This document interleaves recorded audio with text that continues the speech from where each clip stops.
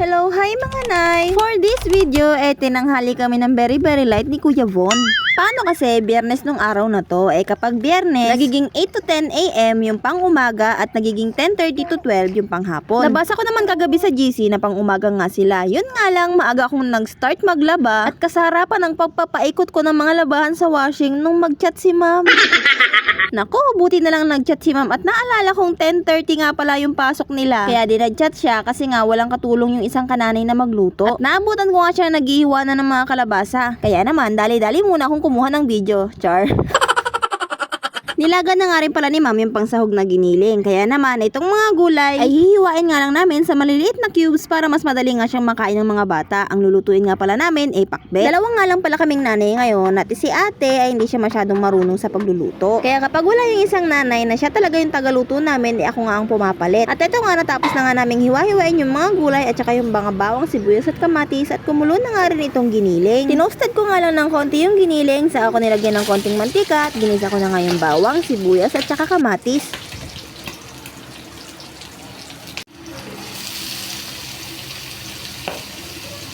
Pagkatapos ko nga mailagay lahat, hinalo ko na nga rin kasama ng giniling. Kasabay niyan, nilagyan ko na nga rin yan ng mga pampalasang asin at saka paminta. Bawal kasi maglagay ng kahit anong preservatives pagka dito nagluluto sa daycare. Kaya naman asin o kaya patis yung pampalasa namin. Tapos isunod ko na nga rin ilagay yung sitaw, kalabasa at saka talong. Habang ako nga ay nagluluto, si ate naman ay hinuhugasan na yung mga ginamit namin sa paghihiwa kanina. Pinaagad na talaga namin yung mga hugasin para kapag tapos nang kumain yung mga bata, yun na nga lang yung huhugasan namin. Pinagamitan nila mga plato. Nilagyan ko nga lang pala yan ng konting toyo, tapos nilagdagan ko rin ng tubig kasi gusto ng mga bata kapag kaganitong luto ay merong konting sabaw. Yung kasi yung gusto nilang nilalagay sa kanin para pampalasa. At timing nga nung araw na to, saktong nakaluto nga kami ng ulam, naubos nga yung aming gasol. Buti na nga lang talaga naluto na yung ulam kasi yung kanin sa rice cooker naman namin niluluto. Eto nga't fast forward ko na. Hindi ko na nakuha na yung iba pang detalye kasi nga dalawang nanay lang kami dito. So naghain na rin kami at pinakain namin yung mga bata. Pagkatapos noon naglinis kami nung nag-uwi na sila. At kung tinatanong nyo kung bakit naandito na naman ako sa room at kumakain, pinabalik kasi ako ni ma'am kasi meron kaming pupuntahan. So inuwi ko nga muna yung aking estudyante at naligo. Alanganin pa nga si ma'am na ayain ako dahil nga nairason ko na naglalaba ako. Pero sige ka ako at sasama na rin ako kasi saglit lang naman. May kasama pa kaming isang kananay at ang gagawin nga namin ay ang supervised neighborhood play. Kinukuha ni ma'am yung mga pangalan ng mga batang 3 to 4 years old na hindi pa nag-aaral. Tapos nagkakaroon sila ng activities na manghihikayat sa mga bata na pumasok nga sa daycare. Merong storytelling, writing, at coloring. At meron din namang pinamimigay si ma'am na konting freebies para sa mga bulinggit.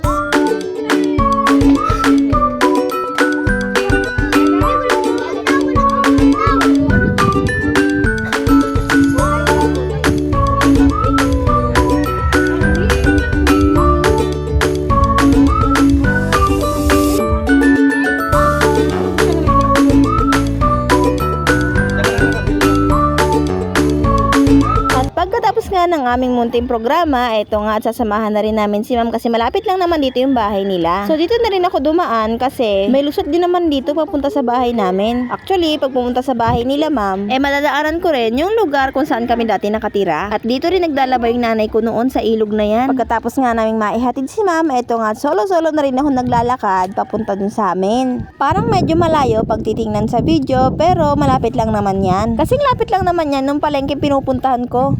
Ayan nga, pa-selfie pang nanay nyo. Kala mo naglalakad sa luneta. Paganda ka pa dyan, day. Pag uwi mo sa bahay, ang dami mong labada. Syempre, iniwanan mo labahan. Di pagbalik mo, labahan pa rin. Ayan nga, at kahit gabi na, binabanatan ko pa nga rin ng paglalaba kasi para bukas, isasampay ko na nga lang sila. Nakadalawang paikot pa lang yata ako ng puti kanina bago kami pumasok. Kaya eto't niluluglugan ko na nga rin yung natira pa. Napaka-loyal talaga ng mga labahan natin, no? Umalis na tayo't lahat-lahat. Pagbalik natin, inaantay pa rin nila tayo. Anyway, nung mga oras na yan, gising pa nga rin yung aking mga bulinggitong. Sinasamantala ko lang ang paggawa habang wala nga sila dito sa bahay at nandun pa kila lola niya. Pero nung inaahon ko na nga itong mga labahan sa washing, naandyan na nga sila sa may duyan at tagaharutan. Ganyan lang naman sila kapag kabusog at hindi pa inaantok. Pero madalas talaga, nagkakarambola kami. Anyway, maraming salamat sa iyo at sinamahan mo na naman ako hanggang sa dulo ng video na to. Maraming salamat sa walang sawa mong suporta at pagpapanood ng aking mga vlog na puro paglalaban ng ngalang ang laman. Diyos mio. Huwag ka mag-alala sa susunod paglalaba uli. Char. Hanggang dito na nga lang po. Thank you for watching.